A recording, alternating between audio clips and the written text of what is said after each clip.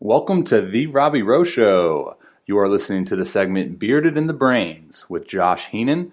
Let's hear a soundbite from Josh. How much volume can we give that person so that it's enough volume to stimulate growth so that they can get stronger and have the endurance to, the ability to recover better from their outings and help them perform better without ever overstepping the bounds of we're going to take away from their performance.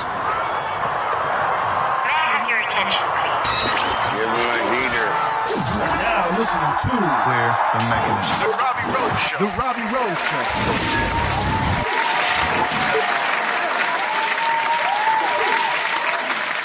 Show. All right, what up, guys? So, welcome to the Robby Rowe Show. I'm your host, Robby Rowland. Josh and I haven't podded in a while, and I'm coming back from this lat surgery. I think we'll talk about it a little bit in the episode.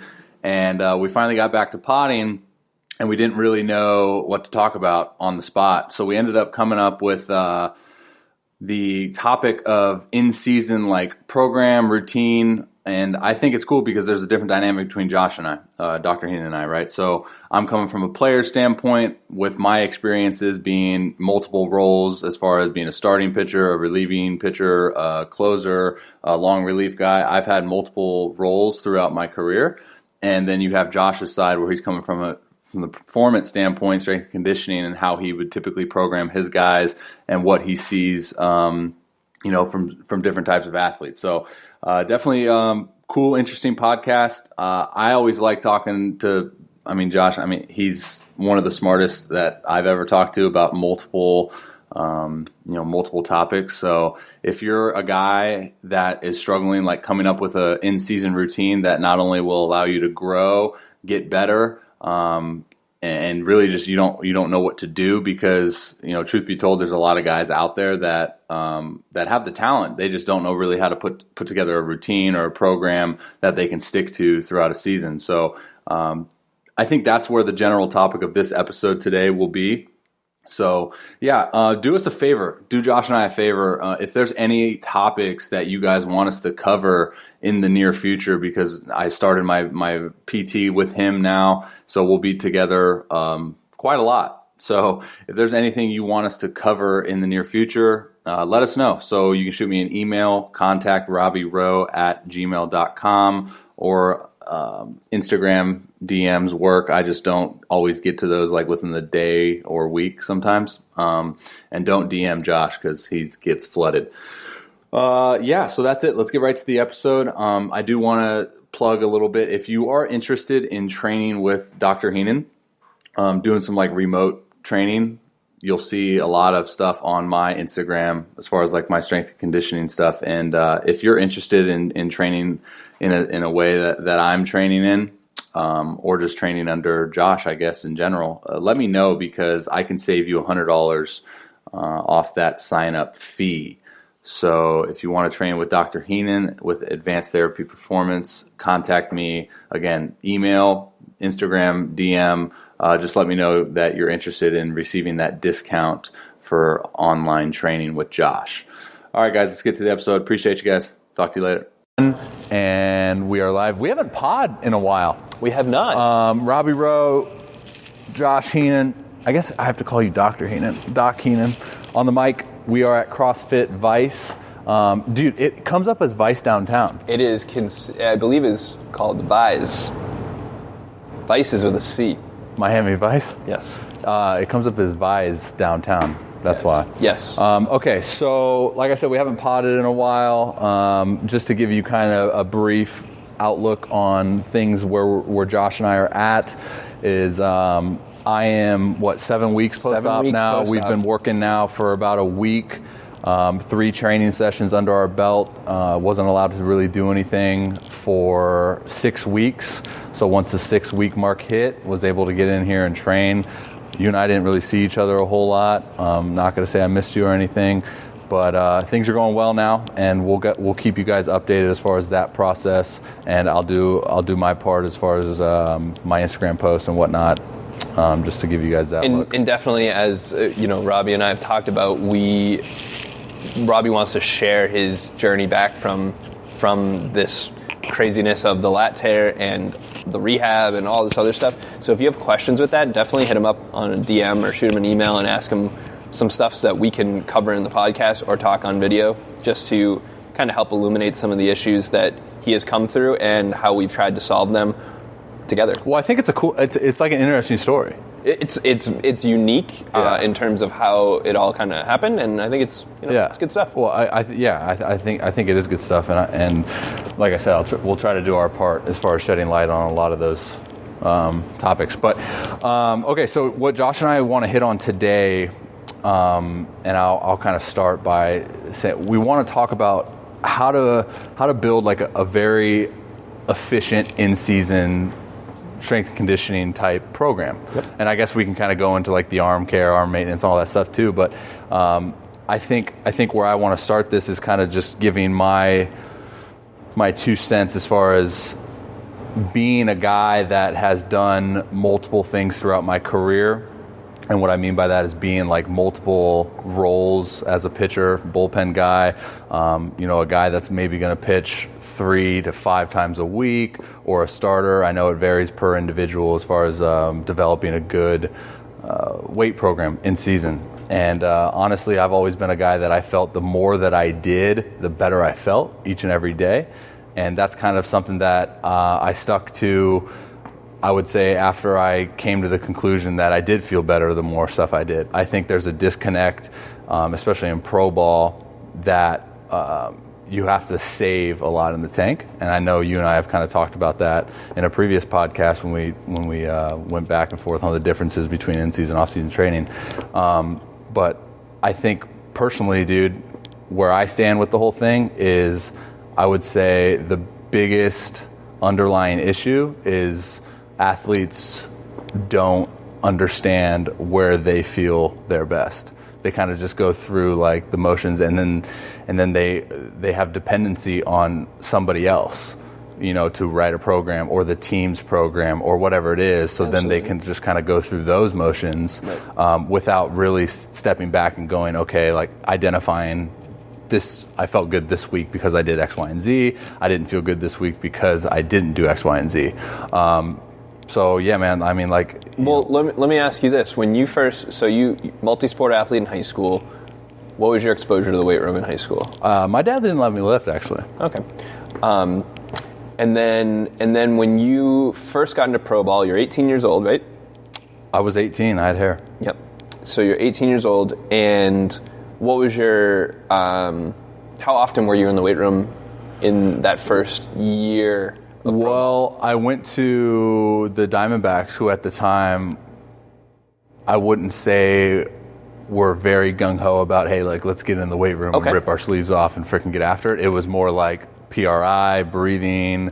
So you didn't touch a weight your first year? It wasn't that I didn't touch a weight. I did. Mm-hmm. But compared to other organizations that I've been in, it wasn't. Well, forget about all of them. How often were you in the weight room? 2 times a week. Okay, cool. And then I was a starter. Right, and then I think it was the same for everyone though. Your first off season. Yeah. How often were you in the weight room? 5 times a week. You were in the weight room because I was, like we've talked about in the past, like I was a skinny guy, like very long, lanky. Yep. That was the big consensus, was like, we got to put 30 pounds on you, right? Yeah. So okay, I didn't know. Yeah. And when did you come to the realization that you did better with doing more work in season?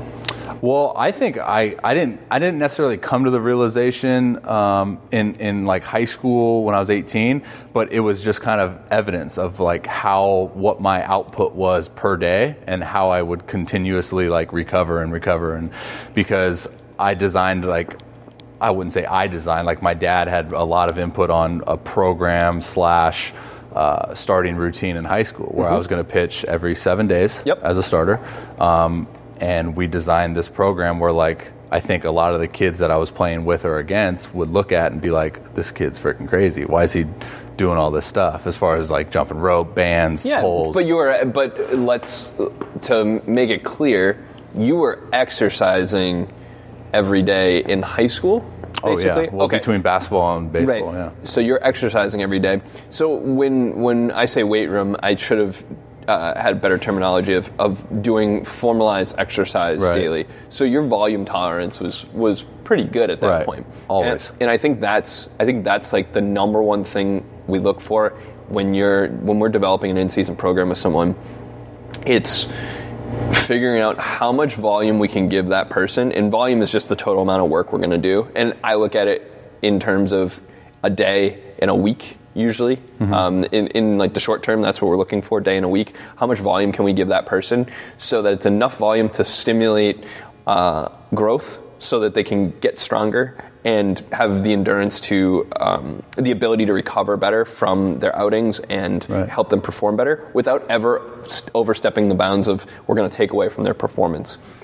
If you jumped into a 5-day-a-week, 7-day-a-week training program, whether it's weights, jumping rope, whatever, and you've done nothing, there's going to be a steep learning curve and a steep pullback of performance for most people right away, because you don't have the volume tolerance to do that. You can't handle that amount of load. And that's what we look for first to start with our in-season programs is how much tolerance do you have? If you're a freshman in high school and you had the best off season of your life and you trained really well, you did 3 full body workouts a week and you just got after it.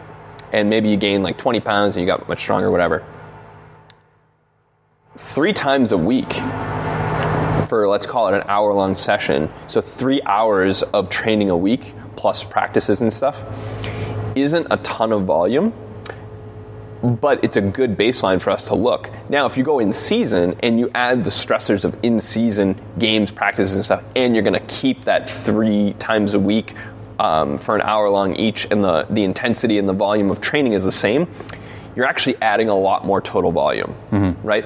So what we try to do is we try to balance it. So if we know that you're going to be throwing 50 to 100 throws a day in practice, which is not uncommon for most people. You play catch, you shag fly balls, you're going to get some long that's on the lower end. Right, exactly. But again, a lot of people look at numbers of like, oh, your throwing program, this and that. Well, yeah, your throwing program accounts for your throwing program. Your throwing program does not account for throwing. Right. Well, you look at intensity too, I think. Absolutely. It's a nice balance of each. So making sure you add in just enough that you can recover from is really important. So when we're building a program for someone who's, say, a starter, it's really easy for us to look at how many days a week can we get you in. Our goal for basically all of our athletes is 2 to 3 times a week, find a way, and then take their warm-up seriously, because most guys kind of half-ass their warm-up, and if they don't put in the dedicated effort to try to move better during that 15-minute window before they get going with practice and stuff, it's kind of a waste opportunity to get better and moving. You get out what you put into it. Exactly. And then adding in a little extra volume of training is really where we see it. It just depends on the athlete. Well, yeah, and I think that's what it is, right? Because it's athlete dependent, and that's why I think it goes back to like the athlete. As much as we talk about, guys like in your space have a responsibility to do what they do, I think it comes back to the athlete having a major responsibility in identifying where they're at. Absolutely. And what is their load tolerance. Like, these are things that we can identify that we just don't, because I don't think we know that it's important. Because I think we live in a society and a generation where, a lot of things are either A, like handed to us, or B, like written for us, or we go on the internet and get the mass program. Well, right? I have a great example. One of my athletes, his name is Carlos Garrido. He plays at Longwood University. He's a senior. He had pretty significant back pain over the past year and a half or so, and so much so that he basically missed one whole season. And he came back. He made a tremendous recovery. I'm super proud of him. I was super emotional his first day back. Like, he just like sent me a great text of like, hey, like getting in the batter's box is like a big deal. Like, and that's like, that's like the epitome of my job. Are you going to be emotional when I come back? No. Placebo. No, absolutely. But no. Long story short, Carlos and I have been talking, and he's someone that I give a lot of credit to, where he takes his training very personally and wants to understand every aspect to it. Right. Like most of our athletes, very similar to you, asking all the right questions all the time. Right. And then, he asked me, we always talk, should I be lifting before my game? Should I lift after my game? And he's a unique guy because he's a catcher, so he's going to be, his workload is immense. It's crazy. And throw out practices and pens and all the other stuff he has to do, just games alone, it's a lot. Not to mention he's coming back from, a significant hold up from his back. We just want to make sure that he's healthy. That's always goal number one. Right. And what he figured out this year was that he feels tremendous if he lifts before his games. I think that I see nothing. I see nothing wrong with that. I'm going to totally back that up. In the bullpen, when I'm in the pen, yeah, I don't change my routine, my say weekly routine. If it's going to be like, I might pitch today. I might. So in 14, it was my first year as a reliever. Okay. And I had no idea like what I was doing. So then I kind of reverted to like, what do you do in that situation, right? You pick other people's brains, like, hey, what's the routine, blah, blah, blah. What do you do? Like, kind of stuff. Yep. And I would say like a majority of the people were like, hey, like if you kind of have a sense for you pitching, because you know how it is in the bullpen, you really don't know till you know. Right. You can have an idea, and even when you think you know, you don't know. Even when you know, you don't know.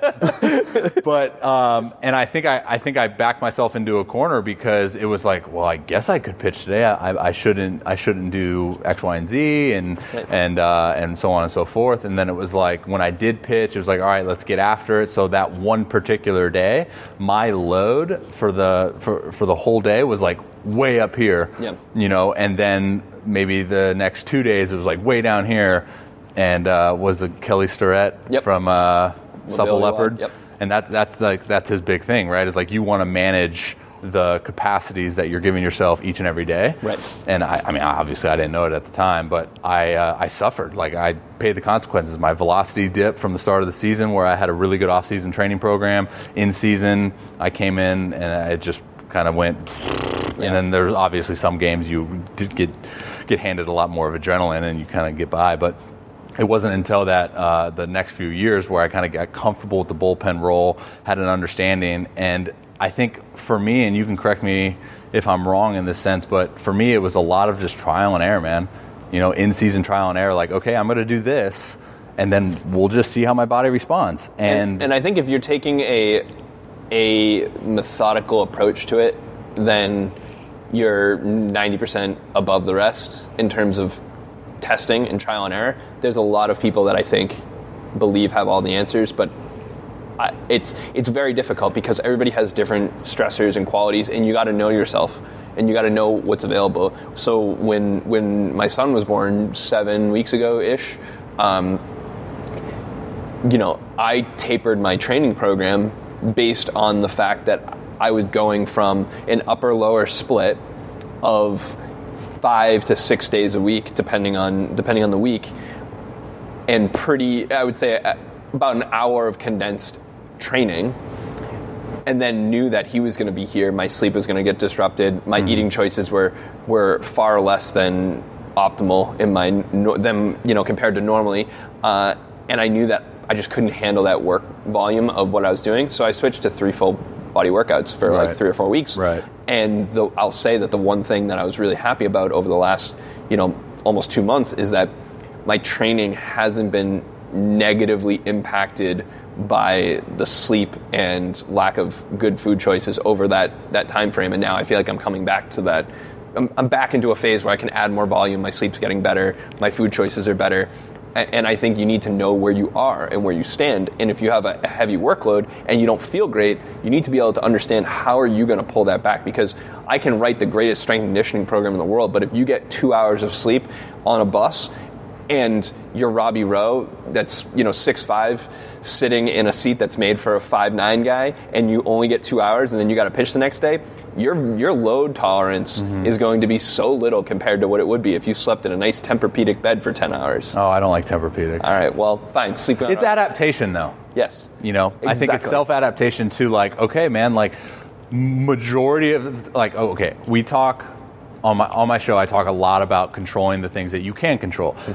a lot of the times there are going to be things that are out of your control. There's going to be the times, like you mentioned, on a bus. There's going to be the times you're in a Motel 6 and can't sleep because there's cockroaches everywhere. Like whatever, dude. Like there's always going to be those instances. Yep. But I think we need to develop ways, routines, whatever you want to call it, to get the most out of yourself. Absolutely. Because if you're not preparing yourself in a sense of, oh, everything's just going to be sunshine and rainbows if I go pro, or if I do this, or if I go to a D1 college. Right. There's going to be something along the lines that disrupts everything, you know. And personally for me, it's like that same example. I know specifically, like when I kind of got into a good routine of identifying like what my body enjoyed and responded well to. When I was in indie ball, this past year, we had a couple brutal bus trips. We'd get in, like, you know, we'd leave after the game and get in the morning. And I'm a guy that, like, as soon as I get in, everyone else goes to sleep, and I need to go to, like, a gym. Right. And it's not to, like, crush lift and just freaking go beast mode. I just need to move. Right. You know, so maybe it's a 30 to 45-minute walk on a treadmill. Maybe it's a bike.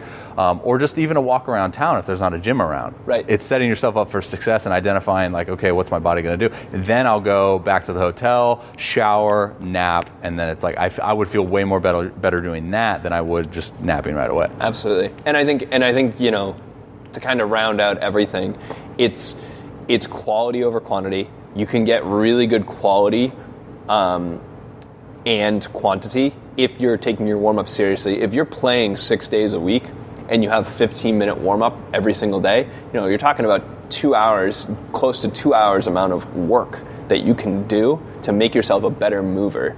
And if you just look at like the 90-mile-an-hour formula stuff, and I'm, you know, everybody thinks I'm obsessed with the reverse lunge. The reverse lunge is just a great indicator of a lot of things. You can get a better reverse lunge by just doing walking lunges or split stance holds or little warm-up variations to challenge yourself in those positions and really own them. And then you add reaches and rotations and things like that. Overhead. Exactly. You can do a lot of different things. In the hotel hallway. We at Sacred Heart, we won, I believe it was back-to-back championships. So we conference championships. No, maybe it wasn't back-to-back. Maybe there was a year in between. Either way, we had two championships. I had 2 rings sitting in my drawer, and that year there was times where we got booted from the varsity weight room because there wasn't enough room. And our championship program was in a hallway outside of our basketball courts in front of the bathrooms that we'd be doing like forearm plank on the ground, and people would be in between the games, like in between like shot clock and stuff, and timeouts, walking into the men and women's bathrooms over our athletes. And it was a great learning experience, I think, for like our upperclassmen got it, and our underclassmen, I think they got thrown into the ranks of like, wow, I'm coming to a school that's like, you know, we got a couple of championships. Yeah. We got some guys that are definitely going to be pretty legit draft picks, you know, potentially major leaguers, and we're in front of a bathroom, and we, you know, one of the phrases that we would use is basically effing figure it out. Like, hey, you know what? So what? If your school and your community that you've worked so hard for is going to disrespect you on this, that's okay. Just deal with it. Because you know what? You have a strength and conditioning program that's formalized. You have people that are willing to adapt. Mm-hmm. There's other programs, there's other schools in our conference that didn't have formalized strength and conditioning programs. Mm-hmm. So what evil do you want? Right. And I think it's about figuring out what's going to work. You know, it's great. We can write a great program, but it's all about execution. And if you go in and you just don't feel great one day and your back hurts and you say, hey, you know what? Instead of going for a heavy single on my deadlift and trying to work on these other things, I'm just going to get moving for 25 minutes and do a really good mobility warm-up or extended mobility workout because of, you know, I've been on a bus for a long time and stuff like that. It's about finding what's going to make you better. And if you can push that domino forward so that you can get better in that training session, be it strength, mobility, any kind of conditioning that you're trying to do, that's what we're looking for. So it's just all about being applicable to your current situation. It's very difficult to say this is what we're going to do for everybody. Well, yeah, and I think too with the cookie cutter like strength program, mm-hmm. I think that gets dangerous too, because we could have a guy walk into a gym and is coming off maybe a weekend bender in college and maybe didn't get the optimal recovery time that he needed from the previous week. Yep. And he looks at his program and it says, hey, it's your max rep day or whatever it is. And on paper it says that you got to do XYZ, that's high tolerance. Yep. And he goes, okay, I guess I'll try. And then boom, it's like maybe now we're dealing with an injury that we could have easily avoided just by being smart. It's smarter, not harder. It's obviously it's cliche, but I think there's so much truth to it. It's funny that you mentioned that about college because in pro ball, it's always the phrase of if you don't like it, play better. Right. So like my rookie season. So it's funny when I got drafted. I was 88th overall. Like I got paid, and my first series was in Helena, Montana, where the clubhouse was like. You're playing against the Brewers. Yeah, 300 square feet, and like the showers didn't work, and I was like, "This is pro ball." Yeah, like I had You could have gone to college. I could have gone to University of Oregon. Yeah. And been. But it was like I think that's when reality hits. It's like you got to deal with what you're given, and I think there's always a opportunity for you to get better. Yep. To better improve yourself, no matter what the circumstances are. As I've said before, previously, we would hit personal records on our rack pulls, which is one of our deadlift variations that we would use throughout the season. We would all 5 years that I was at Sacred Heart, we would hit a personal record the week before our conference championship, and that isn't to say that we go out and try to set personal records every week. It isn't saying that we're constantly progressing. It isn't to say that there's guys on the team that didn't completely fall off during the season and make no progress and actually regress throughout the season because they drank too much, they didn't eat enough, they didn't get enough sleep. Sure. Girlfriend problems, school problems, college, life, whatever the circumstance is. But as a team, we would usually average our PRs by 30 to 50 pounds leading up to our conference championship. And I always rested my hat on that. It was like the thing I was most proud about with our program. Forget about wins and losses. It's about being healthy enough at that time of the year to set a PR, because if you're that healthy, that means you're going to be able to perform. Right. And if you're going to be able to perform at the highest level that you've been able to, you're going to be able to be in a physiological state ready to compete at the highest level that you have in your own body. And looking, if we have to take a 30,000 foot view of what to do in season, use the formula, use a 90 minute formula as like a baseline. We tease in chin ups here and there depending on the athlete. It's not a one size fits all. Some guys just don't do well with chin ups during the season on their shoulder, but that's a whole other conversation. Look at your lunges, your deadlifts, look at push ups.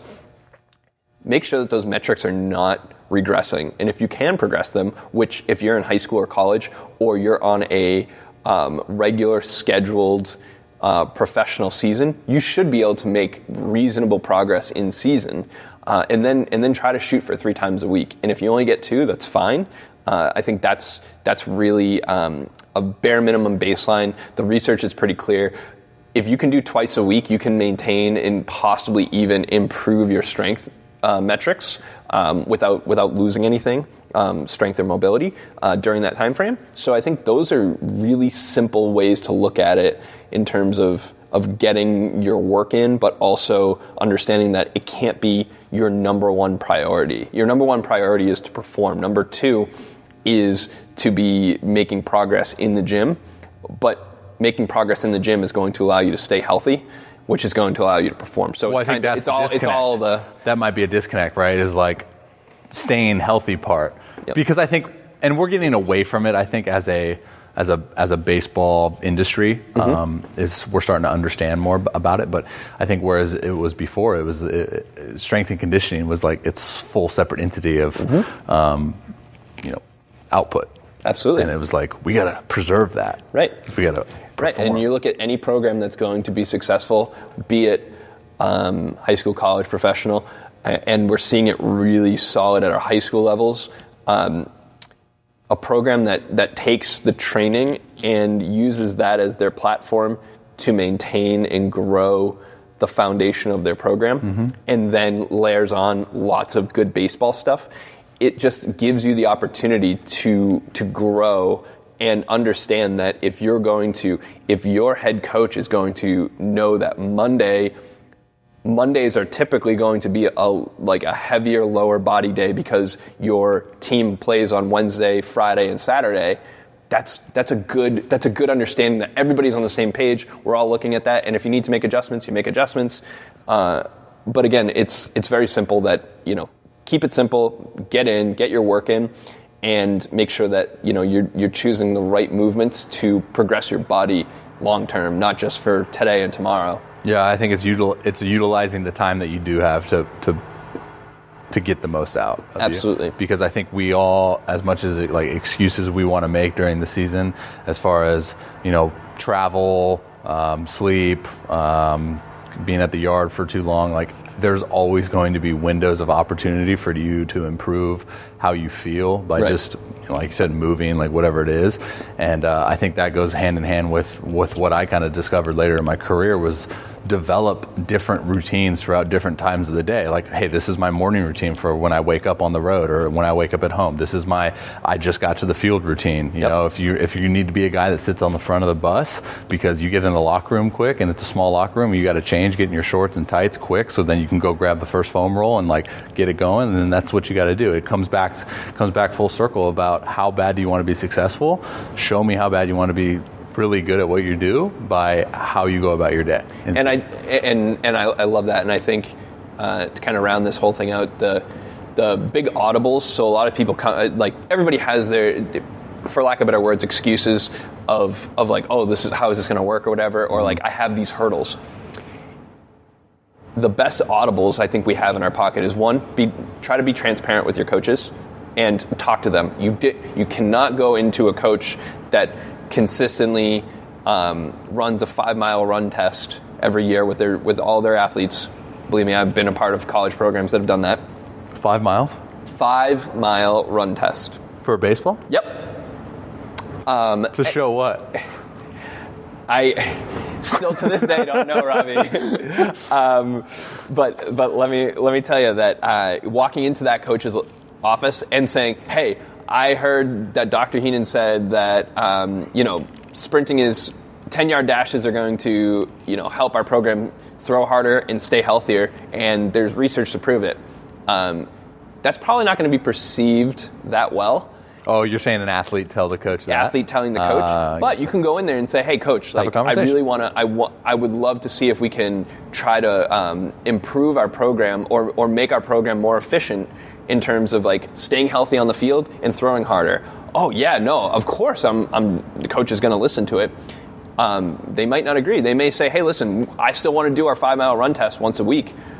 But in the interim, if you want to, after your PFPs, if you want to go and do sprints as a pitching program, go for it. Right. Then maybe that's your win. Right. Maybe you're able to convince your coach to nix the 3-mile run and be able to do pulls every day. Right. Maybe that's your win. And it's not about being perfect, because we want to be optimal in the private sector.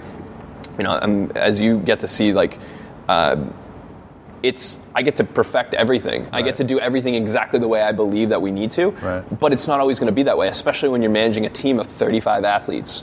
So that's the first thing. And then the second thing is if you have someone that's in your corner, whether it be a pitching coach, a hitting coach, a strength coach, I don't care if you're at the pro level, at the college level, high school level. If they are in your corner and want to help make you better, talk to them. They're on your side. Let them help relay the message to the higher ups in the program. And if that means getting a couple kettlebells and bringing them to practice, because once you're done with your warm up and your long toss and your spot work for the day and a couple of PFPs, now you're just shagging flies. I'm sorry, but you're not going to shag too many flies in a game if you're a pitcher only. So why don't you actually get your quality work in while you're at the field? And we have plenty of teams now that will bring a set of kettlebells, they'll bring some med balls, they'll bring other stuff, and whether it's circuits, whether it's heavy lifting, I know teams that have brought barbells and weights to the thing, and they'll do walking lunges and deadlifts on the field.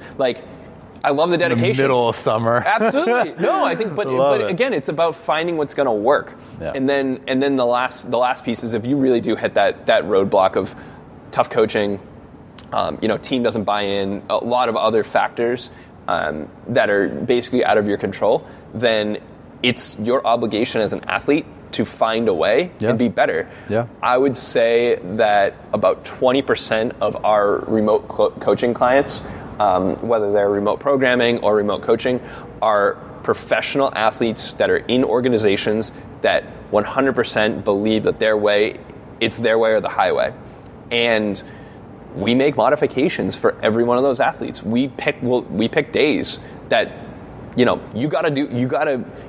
gotta kiss the butts that are gonna get you on the field, right. and you gotta make sure the organization appreciates that you are trying to be a part of their family. Right. But at the same time, you should not let that interfere with your development. Right. Philosophically, I have issues with that, but if you can go, and if that means that you do your whole entire strength training program with the team, and one day a week you add in a couple lunge variations, that may be such a big win for you just because you're not doing enough split stance work that it's going to help you, and you may be able to gain a couple miles per hour. And that is something super simple where our college guys and our pro guys will often get local gym memberships and go on their own. That's how I have been. And last 3 seasons, actually. Yeah, and it's not ideal for a lot of circumstances, but what's the alternative? Right.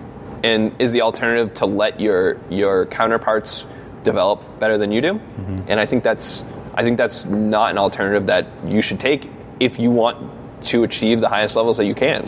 Speaking of achieving highest levels you can, we got to get to work.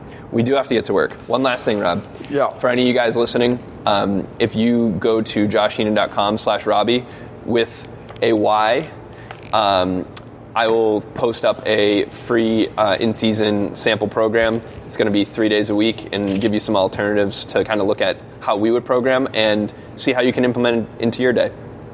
Cool. Appreciate your time, man. It was fun. Awesome. All right, let's get to work. Let's do it. See you. All right, guys. Another episode of Bearded in the Brains with Dr. Josh Heenan. Appreciate you guys for tuning in. And I know I say this a lot, but I mean it when I say that I love written reviews of the show, because not only does it make me feel warm and fuzzy inside when I read a good one, but there's good constructive criticism in regards to if someone leaves a review in which they see an opportunity for me to get better. Obviously, being an athlete, I'm totally used to that stuff. So if you do have any constructive criticism for me, you can leave that in the review. But if you don't and you just love the episodes, then just leave a nice one. But that's all I got for you guys today. We will talk to you guys shortly.